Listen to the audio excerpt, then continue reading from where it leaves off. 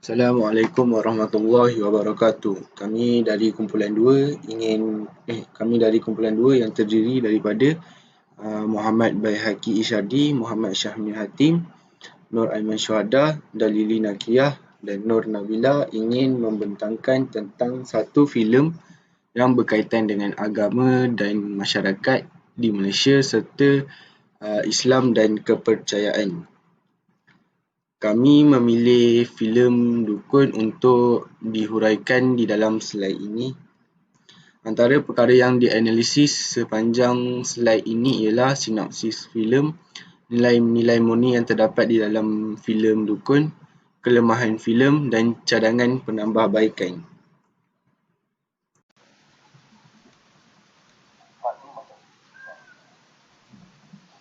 Dalam potongan cerita ini, kita dapat melihat semua anggota penyiasat meneliti kes yang dihadapi dengan penuh dedikasi supaya tidak ada sebarang bukti yang akan terlepas daripada pandangan mereka supaya mereka dapat menyelesaikan kes yang dihadapi.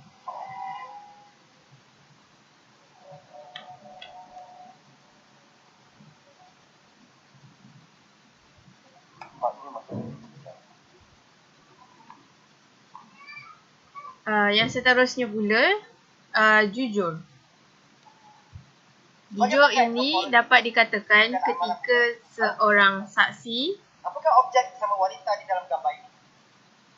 Ini kelihatan seperti tongkat bata. Sila terangkan dengan lebih lanjut. Seorang saksi yang berkata benar berdasarkan sejarah yang telah dipelajari oleh dia. Mengapakah seorang ahli perniagaan yang berjaya seperti Datuk Jeffrey mahu memiliki tongkat itu? Saya bangkau yang Arif. Bagaimana pula Profesor Azmi beritahu mengapa semau-semaukan tongkat itu? Saya membetulkan soalan saya. Mengapakah ada orang yang sanggup membayar 2.5 juta ringgit untuk memiliki tongkat ini?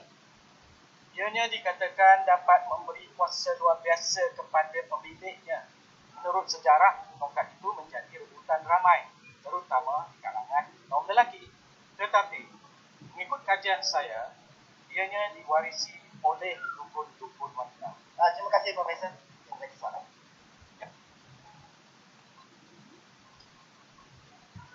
Manakala rasional juga berlaku di kalangan para peguam dan ketua hakim ketika ingin mempertahankan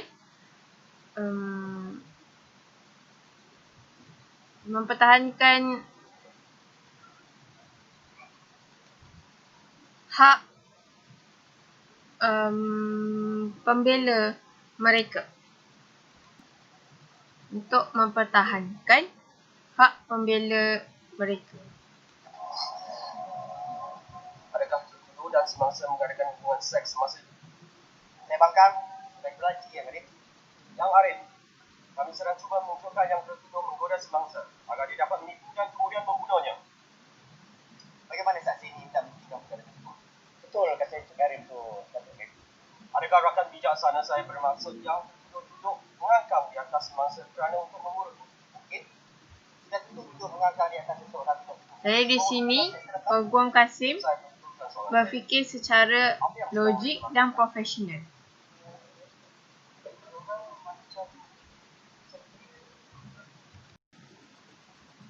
Jadi yang terakhir, nilai murni yang terdapat dalam cerita dukun ialah kebebasan. Kau ada kejadikan kes bunuh 2 orang sesama. Ada apa-apa yang tak ada dalam. Ada ilmu hitam yang tak siapa nak. Boleh kau tengok. Apa maksud huruf tu dalam sisi kata? Apa macam belakang jauh. Tapi ini bukan huruf itu. Sekolah di sini yang digunakan oleh perempuan yang bukan tidak dari tongkat. Selain kau sendiri tak masuk hutan semua. Aku mungkin tak ada kepakaran sendiri. Jadi di sini lelaki tersebut memberi pandangan dan nasihat yang berkualiti tinggi kepada Talib supaya tidak menceburi diri di dalam kes gelap yang dimaksudkan yang melibatkan makhluk halus dari dunia lain. Nilai murni yang kedua adalah bertolak ansur. Puan Aisyah, susah sikit saya nak cakap. Puan boleh tolong saya? Ya. Nadia, anak saya. Dia dari rumah 6 bulan. Wow. Dia 17 tahun. Kami ada selisih faham sikit. Dia dah berubah sejak isteri saya. Saya nak tahu kalau dia ada dekat dalam mana-mana sepuan baru. Nadia binti dengan macam ni. Saya cuba carikan rekod. Tapi search engine ni ada masalah sikit. Nampak kayunya saya tengah cari orang. Saya tengok. Saya buat semua. Tak boleh cakap ni. Jadi di dalam potongan cerita ini pula, Encik Karim meminta bantuan daripada Puan Nadia untuk mencari anaknya yang telah hilang selama 7 bulan. Puan Aisyah. Yang ketiga ialah rela berkorban.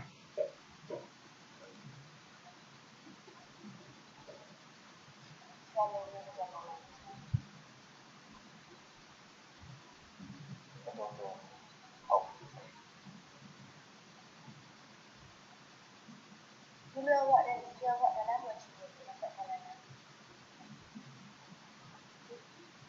Bila dapat, awak dah berjaya anak.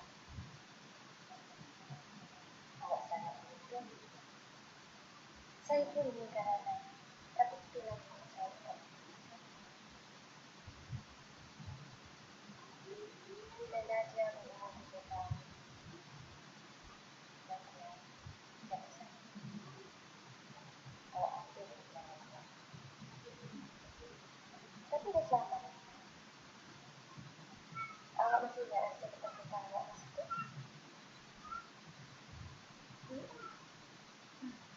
Saya minta awak. Tapi dengan syarat.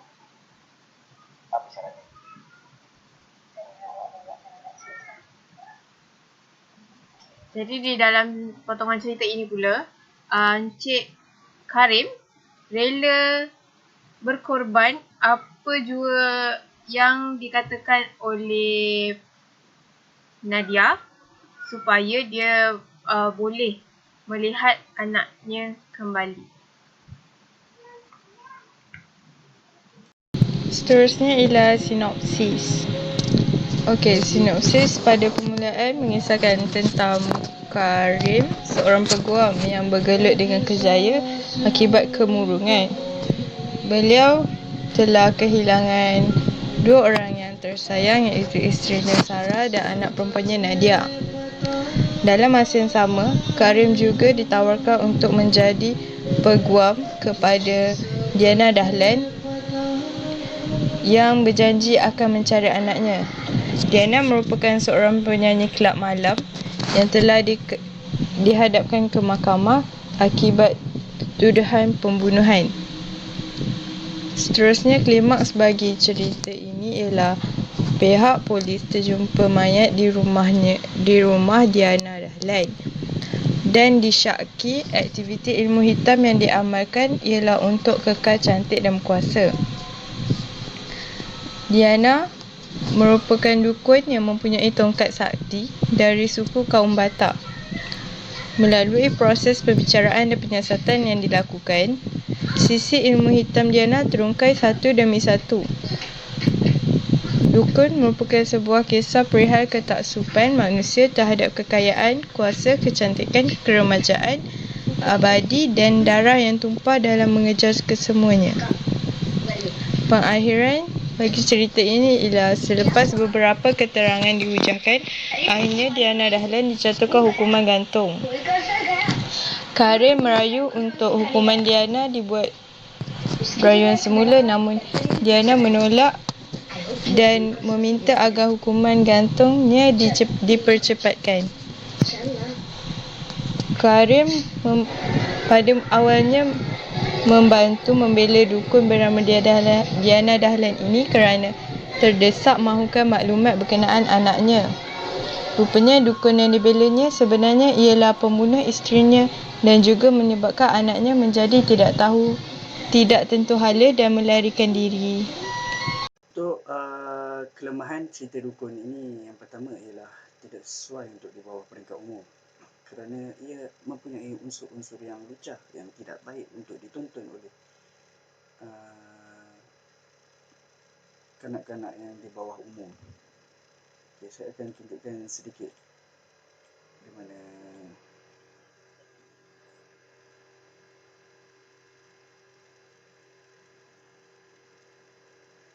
di sini kita dapat lihat bahawa ia mengajar perempuan untuk menggoda lelaki yang tidak baik dilakukan dan tidak sewajarnya. So, kelemahan yang kedua ialah menimbulkan kontroversi antara keluarga Mona Afendy. Di sini saya dapat menyatakan bahawa filem dukun ini mengatakan bahawa cerita berdasarkan kisah benar. Ia sepatutnya diinspirasikan berdasarkan kisah benar. Barulah ia tidak menimbulkan kontroversi antara keluarga Mona Afendy. Disebabkan berdasarkan kisah benar, cerita berdasarkan kisah benar, ia telah menimbulkan kemarahan dalam keluarga Mona Afendy kerana ia menunjukkan bahawa keluarga dan memburukkan nama keluarga Mona Afendy. So, kelemahan yang ketiga ialah tidak menggunakan bahasa Malaysia sepenuhnya. Dalam filem dukun ini, ia juga menggunakan bahasa yang lain seperti bahasa Jawa dan bahasa Indonesia, di mana mereka menggunakan bahasa Jawa dan bahasa Indonesia untuk membaca mantra-mantra untuk ilmu hitam dalam filem ini. So, kelemahan yang keempat ialah tidak sesuai untuk orang yang lemah iman, kerana ia boleh menyebabkan seseorang terpengaruh dan terpesong daripada ajaran Islam, seperti mengamalkan ilmu hitam. Bagi mereka yang tidak mempunyai pegangan iman yang kukuh terhadap Allah SWT, anda tidak digalakkan untuk menonton filem seperti ini kerana ia mampu mendidik anda untuk melakukan ajaran-ajaran ilmu hitam demi kepentingan sendiri. So, kelemahan yang kelima ialah tidak sesuai untuk orang yang mempunyai penyakit lemah jantung. Dalam filem dukun ini, terdapat banyak aksi-aksi yang berbahaya seperti memotong dan menggelak anggota manusia. Hal ini akan menyebabkan orang-orang yang mempunyai penyakit lemah jantung ini akan terkejut dan mampu mengerikan mereka dan akan mengefekkan penyakit lemah jantung itu makin teruk. So, cerita dukun ini juga adalah diadaptasikan dari kisah benar sebenarnya. So, kelemahan yang keenam ialah mempercayai ilmu syirik yang bertentangan dengan ajaran Islam. Itu kita akan tengok.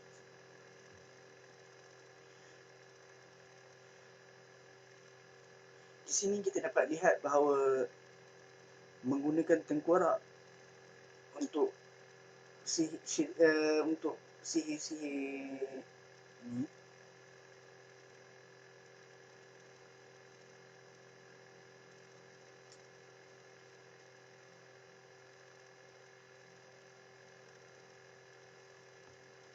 Okey, bagi mempercayai ilmu syirik yang bertentangan dengan ajaran Islam adalah salah satu dosa yang paling besar sekali, kerana ilmu syirik adalah pergantungan, adalah orang yang mengamalkan kerana mereka mempercayai bantuan benda lain selain daripada Allah Subhanahu Wa Taala. Kerana itulah ianya salah satu daripada dosa besar yang tidak akan diampunkan oleh Allah Subhanahu Wa Taala. Nama saya Nurabila binti Mak Fauzi. Jadi saya akan menerangkan, membentangkan mengenai cadangan penambahbaikan filem, iaitu filem dukun. Yang pertama, tidak mengenampingkan agama Islam supaya penonton tidak terpesong. Terdapat beberapa scene yang menunjukkan banyak amalan khurafat dan syirik yang dapat mempengaruhi jiwa dan minda orang Islam. Seperti contoh, dalam filem dukun, Diana telah melakukan amalan ritual kepada pelanggan-pelanggannya bagi menggunakan mantra-mantra bagi mendapatkan apa yang mereka inginkan.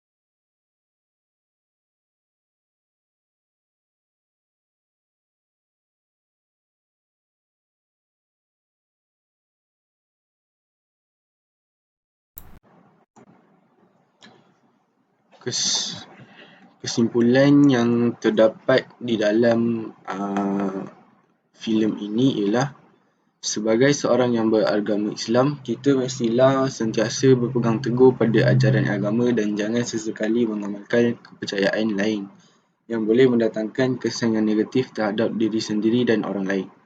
Selain itu, kita seharusnya berusaha dengan kebolehan sendiri bagi mendapatkan sesuatu kerana dari situ kita boleh menilai kebolehan diri sendiri. Akhirnya, kita sewajarnya sentiasa berfikiran jauh dan bertindak menggunakan akal fikiran supaya tidak menyesal pada kemudian hari. Sekian, terima kasih.